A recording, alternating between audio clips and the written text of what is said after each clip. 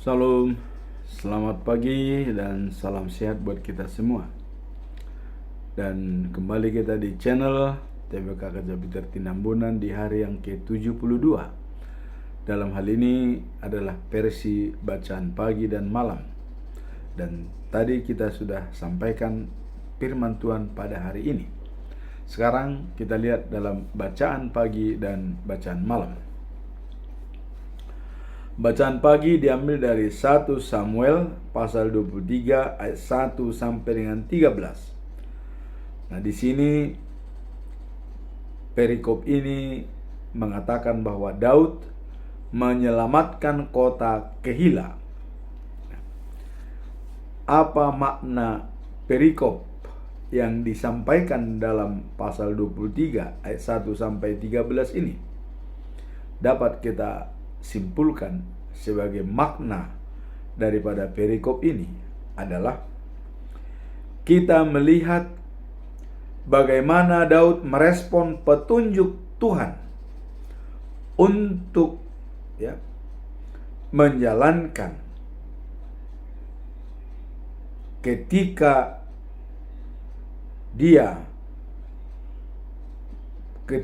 kota Kehila mendapat serangan dari Filistin. Dari di sini adalah untuk menjalankan perintah untuk menyerang kota Kehila karena direbut oleh Filistin. Tanpa ragu Daud mengumpulkan orang-orangnya dan berangkat untuk melaksanakan kehendak Allah, kehendak Tuhan, meskipun ada risiko yang dihadapinya. Jadi Daud begitu ada perintah dari Allah, dia langsung berangkat dan pergi menyerang kota Kehila yang dijajah oleh Palestina. Kemudian apa pesan moral daripada perikop ini? Pesan moralnya adalah pentingnya mendengar dan taat pada Tuhan. Meskipun situasi tampak berbahaya, sehingga dalam mengambil keputusan sesuai dengan ajaran Alkitab. Jadi di sini adalah pentingnya mendengar dan taat pada suara Tuhan. Itulah yang dilakukan oleh Daud. Sekarang pembelajaran apa yang bisa kita ambil dari perikop ini? Pertama, mari kita lihat. Daud sangat dekat dengan Tuhan, seperti saudara kandung. Waktu Kehila diserang Palestina. Apa yang merupakan pembicaraan antara Allah dengan Daud? Dalam 1 Samuel pasal 23 ayat 2 dikatakan, lalu bertanyalah Daud kepada Tuhan. Daud bertanya kepada Tuhan, haruskah aku menyerang orang Palestina? Ini pertanyaan Daud. Dan dijawab oleh Tuhan, iya, katanya. Seranglah mereka dan selamatkanlah penduduk Kehila. Itu disampaikan oleh Tuhan Allah. Seranglah mereka dan selamatkan penduduk kota Kehila. Kemudian pembelajaran yang kedua dikatakan bahwa Daud tidak bergantung pada kemampuannya sendiri, tetapi mencari petunjuk dari Tuhan sebelum mengambil tindakan. Artinya dia selalu komunikasi dengan Tuhan, bagaimana caranya. Dan apabila sudah ada persetujuan dari Tuhan, maka Daud bertindak. Itulah pembelajaran kedua. Pembelajaran yang ketiga, dalam situasi sulit, kita juga bisa belajar dari kemungkinan setelah kita sama seperti Daud yang tidak berjuang sendirian tetapi bersama dengan pengikutnya.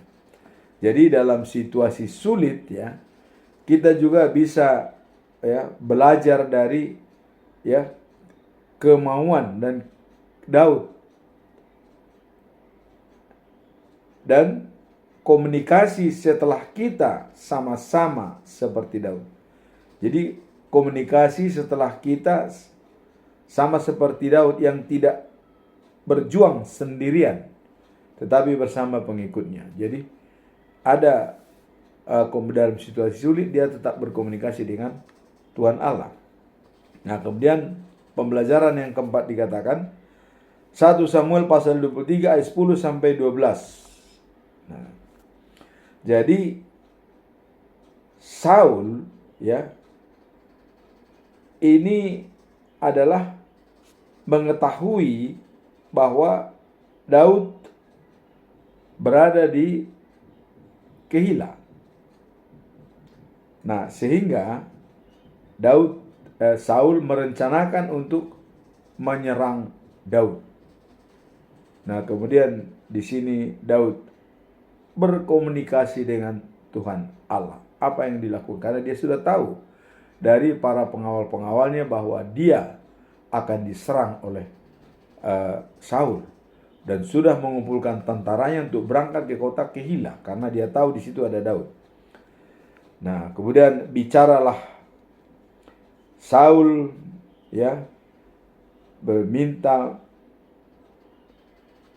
mengunjung Daud dan dikatakan kepada Abiatar Jadi di sana ada Abiatar anak Ahimelek dan bicaralah dan dikatakan bawalah efod itu kemari. Jadi ada efod, baju efod itu adalah baju jubah yang dibawa oleh Abiatar.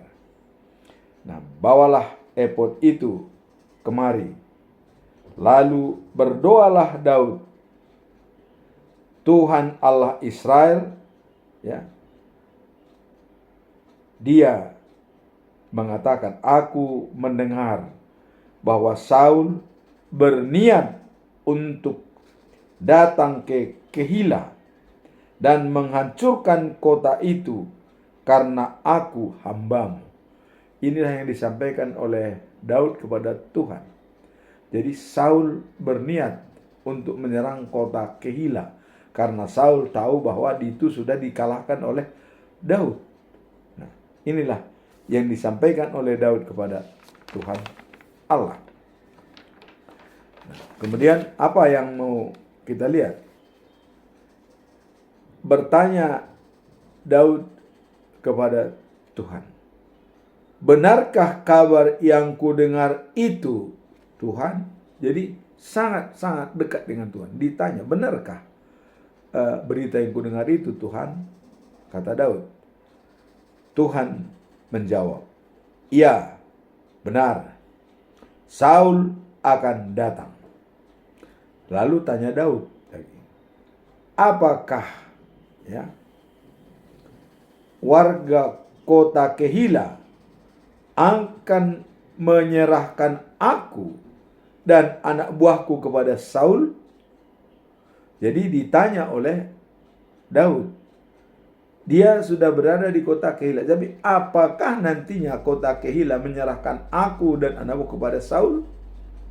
Nah, ini pertanyaan Daud kepada Tuhan. Lantas Tuhan menjawab, iya.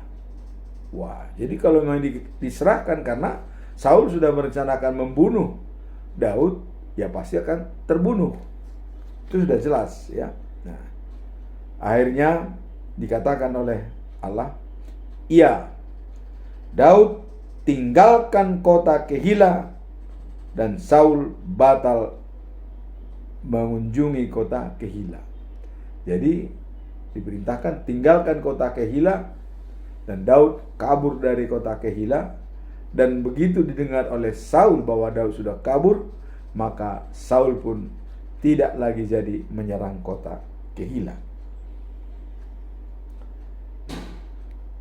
Komunikasi Daud dengan Allah sangat baik, ya. Ketika Saul batal menyerang Kehila, ya. Nah, kemudian disinilah kita lihat situasi dalam pasal 1 Samuel pasal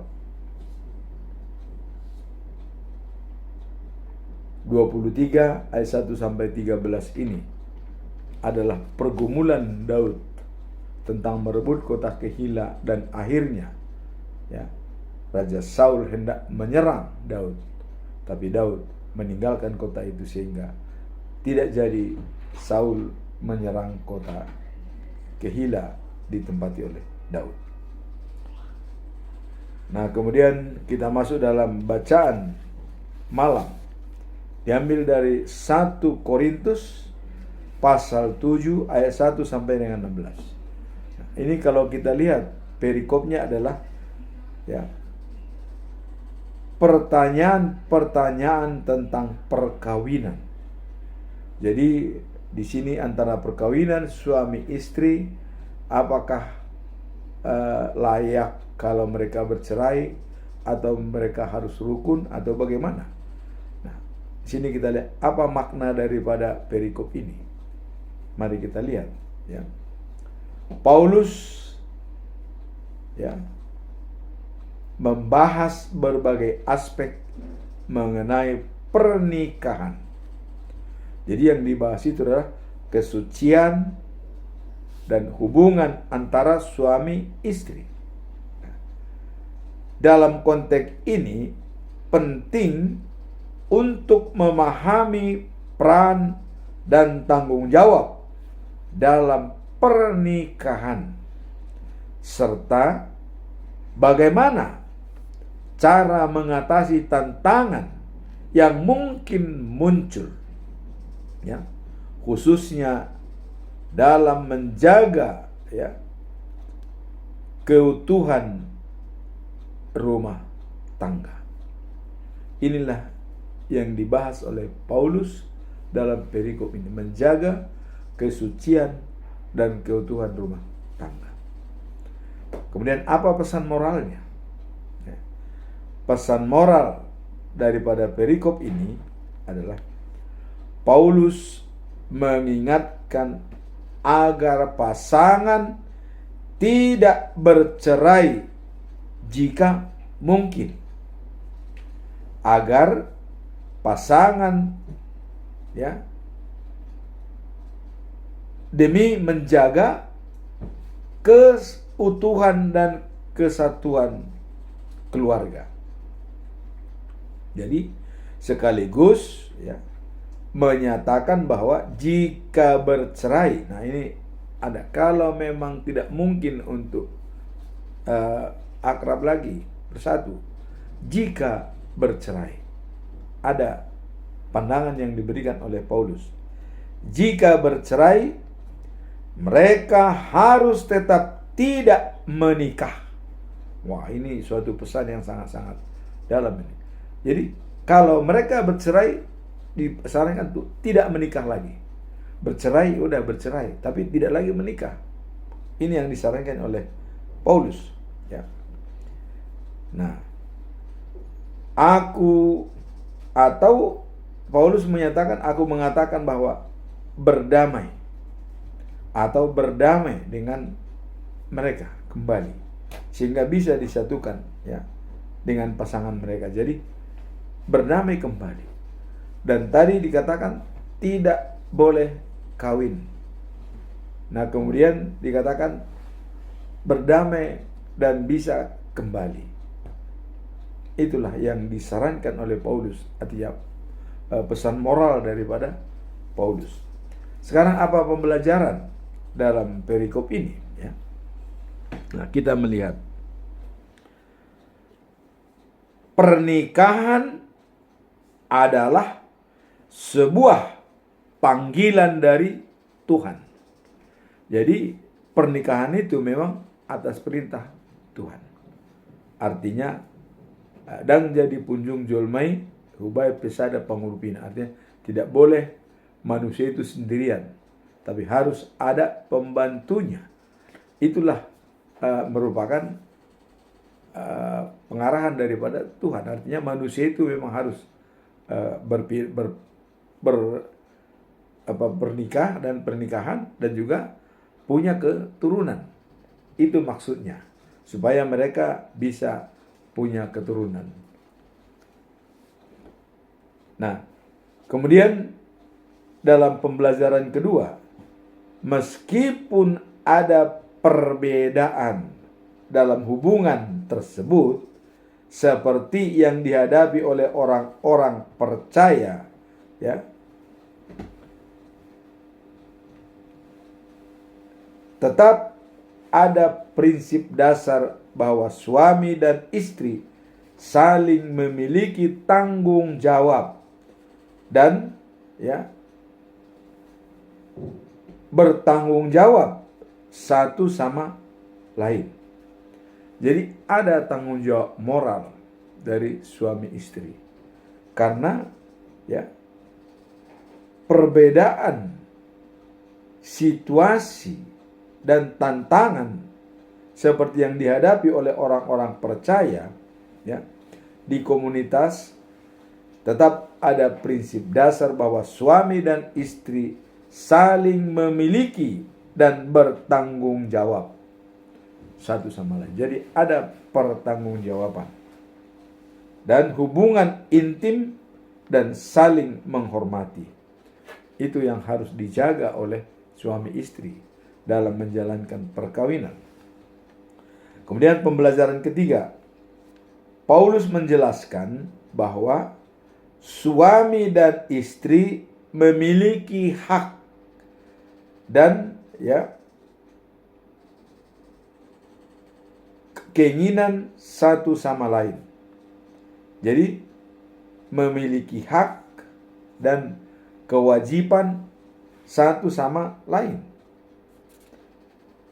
Dan hal ini ya mendasari pentingnya kemurnian dan komunikasi dan saling pengertian dalam hubungan. Jadi harus ada kemurnian hubungan itu untuk menjalin kesatuan. Murni, tulus. Bukan karena orang lain, tetapi memang atas inisiatif diri sendiri. Nah, itulah yang dikatakan Paulus bahwa suami istri memiliki hak dan kewajiban untuk menjaga kemurnian perkawinan tersebut. Jangan sampai bercelah. Jangan sampai terusik. Nah, yang keempat adalah dalam situasi yang sulit seperti yang mungkin dialami oleh banyak individu, ya. Pada saat ini, pengajaran ini untuk memperkuat ikatan pernikahan dengan kasih dan saling menghormati demi menjaga keharmonisan rumah tangga. Jadi keharmonisan rumah tangga itu harus dijaga. Nah, itulah bacaan firman pada pagi hari dan malam hari. Dan pagi hari tadi kita lihat adalah Daud berpengalaman dengan Tuhan untuk menyerang Kehila karena dikuasai oleh Filistin. Tetapi begitu Saul mendengar Daud ada di sana, dia mau menyerang Kehila. Dan Daud minta petunjuk daripada Tuhan. Apakah benar ada Saul mau datang ke Kehila? Tuhan mengatakan iya. Nah, maka tinggalkanlah kota itu supaya kamu selamat. Dan Daud meninggalkan kota itu dan Keila tidak jadi diserang oleh Saul. Nah, kemudian pada bacaan malam, yaitu pertanyaan-pertanyaan tentang perkawinan. Bagaimana sebenarnya perkawinan yang direstui oleh Tuhan Allah. Karena itu adalah panggilan dan merupakan perintah dari Allah. Maka harus dijaga kemurniannya. Dan walaupun katanya harus bercerai, tapi tidak harus menjadi kawin, serta-merta menjadi kawin. Tidak. Kalau dia sudah bercerai, bisa rujuk kembali untuk berdamai. Itulah bacaan pagi dan malam pada hari ini, hari yang ke-72. Semoga firman Tuhan semakin berkenan pada diri kita masing-masing. Amin. Tuhan memberkati.